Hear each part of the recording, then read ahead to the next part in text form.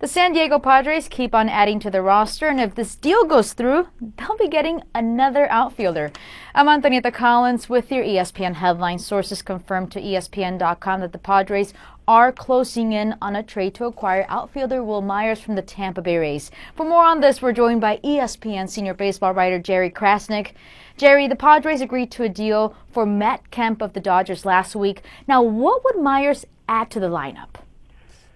Well, Tony, he'd add another right-handed bat, and right-handed power is really hard to find these days. And if you threw him into the middle of that lineup, it would significantly upgrade an offense that was terrible last year. They were last in the majors in runs scored. They were last in OPS. So he'd give them a guy, obviously, to help Matt Kemp lug the load in the middle of the order. And that's more of a pitcher's park, but still, those two guys would make for a much different scenario in San Diego, and teams would have to work a lot harder to navigate that lineup.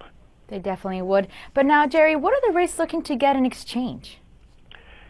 Well, Tony, Jim Bowden of ESPN talked to a source who mentioned several minor league guys, Bert Smith, the young pitcher, Joe Ross.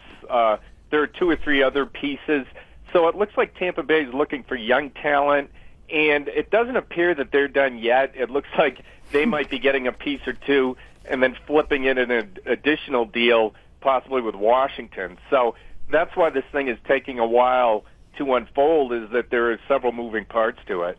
Now, Jerry, A.J. Preller, San Diego's new general manager, he's been aggressive this offseason. What other priorities does he have?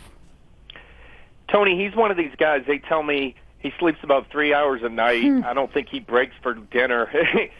Morning to night, he's thinking of ways to upgrade his team. So if he does have Myers and Kemp in the middle of the order, that would certainly be a huge thing.